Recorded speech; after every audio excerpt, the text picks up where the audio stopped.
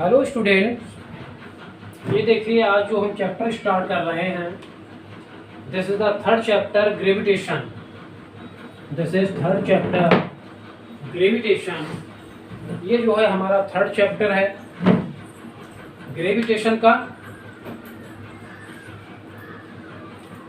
Clear? तो सबसे पहले फोर्स ऑफ ग्रेविटी के बारे में हम पढ़ते हैं कि फोर्स ऑफ ग्रेविटी क्या होता है।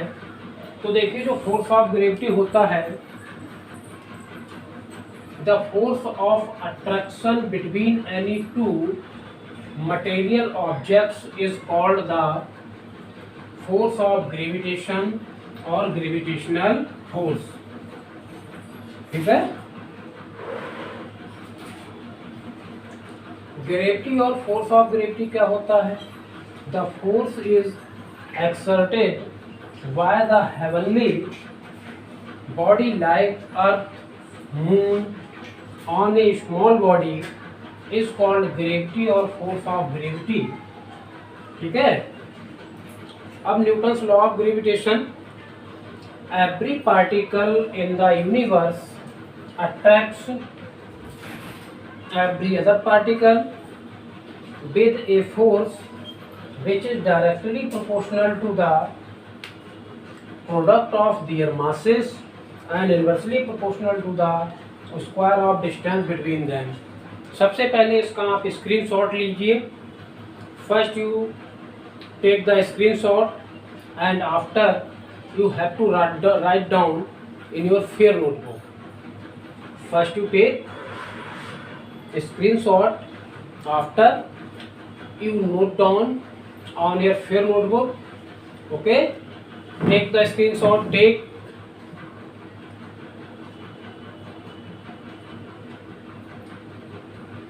taken। तो फोर्स ऑफ ग्रेविटेशन क्या होता है? देखिए, हमारे यूनिवर्स में जिस बॉडी के अंदर मास होता है, चाहे वो सब एटॉमिक पार्टिकल्स ही क्यों ना हुए, इलेक्ट्रॉन, प्रोटॉन्स या न्यूट्रॉन्स ही क्यों ना हुए, मतलब जिस पार्टिकल के अंदर मास होता है तो उनके बीच एक फोर्स ऑफ अट्रैक्शन लगता है, जिसे हम ग्रेविटेशन या ग्रेविटेशनल फोर्स कहते हैं। ठीक है? और ये यूनिवर्स में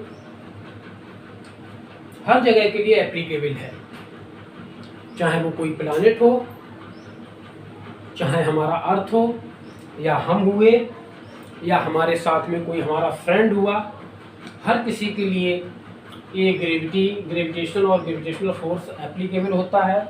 लेकिन हमें महसूस नहीं होता है। महसूस ना होने का रीज़न ये है कि इसकी वैल्यू बहुत कम होती है।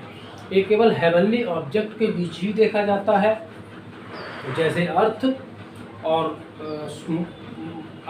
सन के बीच लगने वाला फोर्स, मून और अर्थ के बीच लगने वाला फोर्स। ठीक है?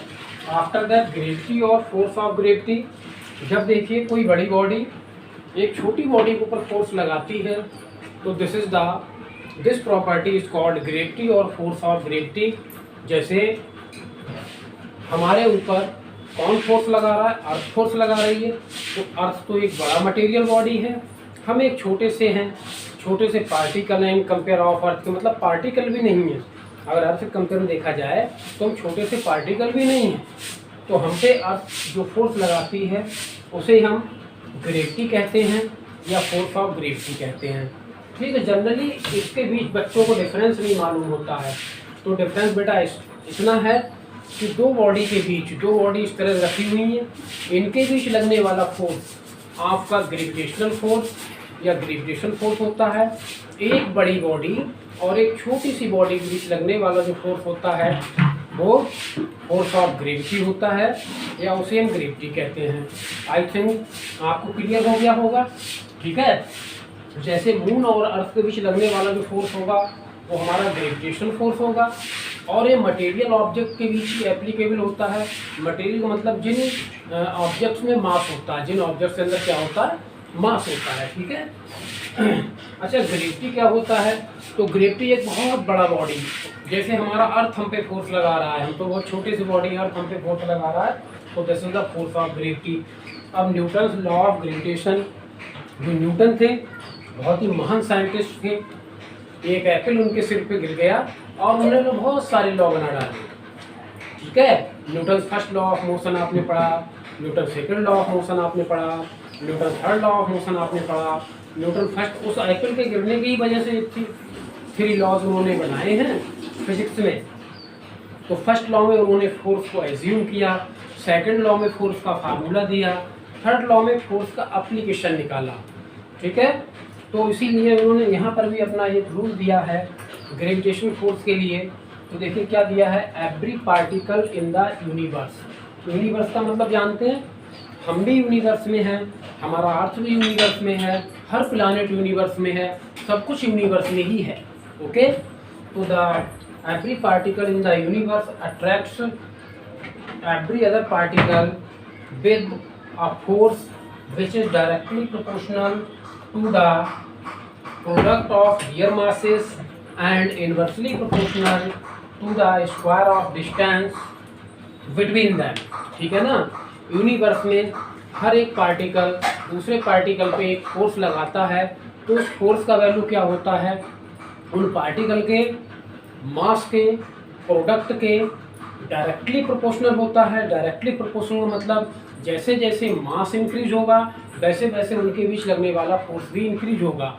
और inversely proportional to the square of distance between them, जैसे यहाँ पर एक बॉडी m1 है, दूसरा बॉडी हमने m2 लिया है, तो इनका मास हम बढ़ाएंगे, अगर इसको इंक्रीज कर दें इसको भी इंक्रीज करें तो इनके बीच लगने वाला फोर्स भी इंक्रीज हो जाएगा। अगर इनके बीच के डिस्टेंस को हम इंक्रीज करेंगे तो इनके बीच लगने वाला फोर्स क्या हो जाएगा, डिक्रीज हो जाएगा। ठीक है, भाई डिस्टेंस बढ़ाओगे तो फोर्स क्या होने लगेगा, कम होने लगेगा।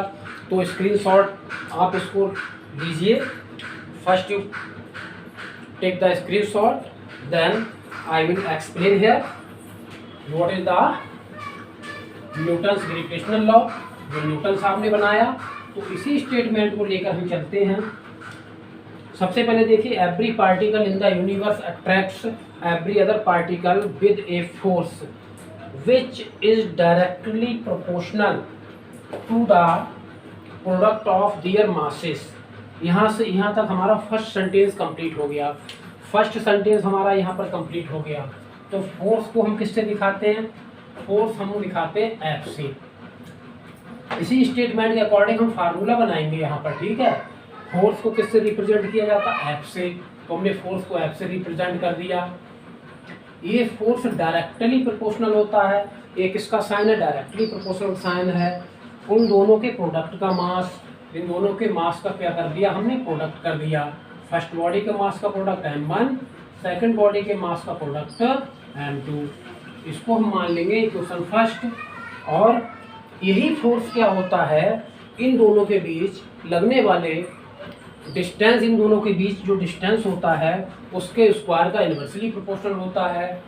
एंड एफ इन्वर्सली प्रोपोर्शनल, जैसे देखिए x का इन्वर्सली क्या होगा, इन्वर्सली रेसिप्रोकल को ही हम इन्वर्सली बोलते हैं। क्लियर, रेसिप्रोकल को ही हम इन्वर्सली कहते हैं। तो x का इन्वर्स क्या होगा, 1/x, r का इन्वर्स क्या होगा, 1/r।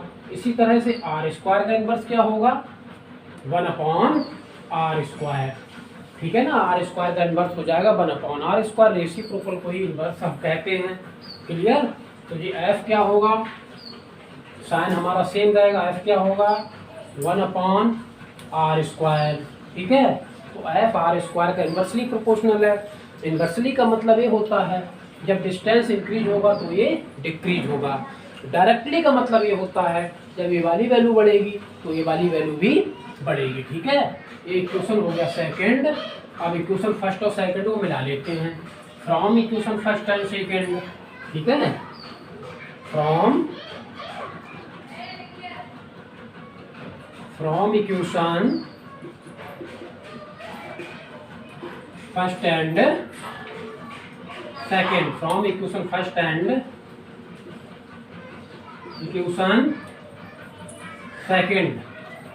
देखिए दोनों जगह एफ आ रहा है, नहीं आ रहा, तो एफ हमारा कॉमन हो गया। जहाँ सेम होता है वहाँ पर कॉमन, जहाँ एक जैसी वैल्यू होती कॉमन, यहाँ पर भी एक जैसी वैल्यू कॉमन, लेकिन यहाँ पर 1 है, यहाँ पर m1 इंटू m2 है, तो m1 इंटू m2 का 1 से हो जाएगा मल्टीप्लाई, तो m1 इंटू m2 और अपॉन में क्या आ रहा है आर स्क्वायर। फिर से एक बात देखिए, f दोनों में आ रहा है तो f, ये साइन सेम है, सेम m1 इंटू m2 का मल्टीप्लाई 1 से अपॉन आर स्क्वायर। ओके, जब हम डायरेक्टली प्रोपोर्शनल का साइन हटाएंगे, इसका साइन हटाएंगे, जब देखिए बेटा हम इसका साइन रिमूव करते हैं, ये जब हम इसको हटाते हैं तो हमारा एक आता है कांस्टेंट, ठीक है। इसको जब रिमूव करेंगे इसके लिए, डायरेक्टली प्रोपोर्शनल साइन के लिए, तो यहाँ पर क्या आ जाएगा, कांस्टेंट आ जाएगा। उस कांस्टेंट को हम बोलेंगे कैपिटल जी। कैपिटल जी क्या है, कांस्टेंट है, G m1 m2 upon R square, upon R square, ठीक है भाई। ये हटाया, इसको हमने रिमूव कर दिया। जब इसको रिमूव करेंगे तो इक्वल का साइन आएगा, इक्वल का साइन हमारा आ गया, ठीक है, इक्वल का साइन आएगा। जब इसको रिमूव करते तो इक्वल का साइन आएगा और एक कांस्टेंट आएगा, कांस्टेंट आ गया, और बाकी वैल्यू सेम आ जाएगी। क्लियर। और फोर्स का ऐसा यूनिट क्या होता है, न्यूटन। तो यहाँ पर न्यूटन लिखने में भी कोई हमारे लिए, न्यूटन लिखने में भी कोई प्रॉब्लम नहीं है, ठीक है ना भाई। एफ, इसको हटाया, ये इक्वल का साइन कांस्टेंट, इसके बाद m1 into m2 upon R square, force का ऐसा यूनिट हमने न्यूटन लिख दिया, ठीक है। क्लियर हो गया। अब जी को देखिए हम क्या कहते हैं, where capital G is a constant called, is a proportionality constant लिखते हैं, proportionality. Where capital G is a proportionality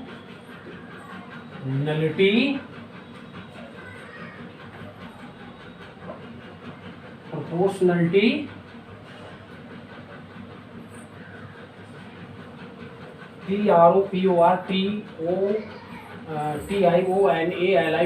ठीक है, proportionality constant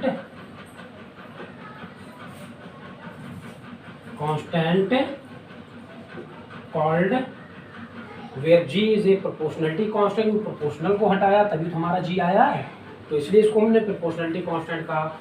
where G is a proportionality constant called universal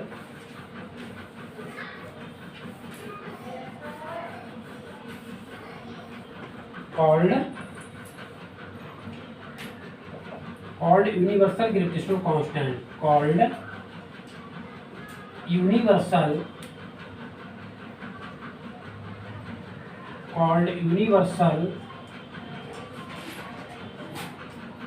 called universal gravitational constant, universal gravitational constant, where capital G is a proportionality constant called universal gravitational constant। Universal gravitational इसलिए कहते हैं, universe में अर्थ और सन के बीच जी का value fix रहेगा, सन और दूसरे प्लैनेट, सन और मार्स के बीच भी जी का वैल्यू फिक्स रहेगा,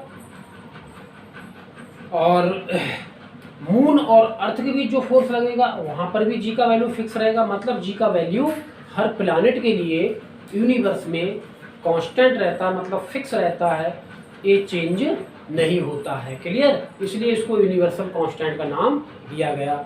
स्क्रीनशॉट लेके आप नोट कर लें। अगर कोई प्रॉब्लम हो तो पर्सनल नंबर पे व्हाट्सअप करें। Okay, thank you.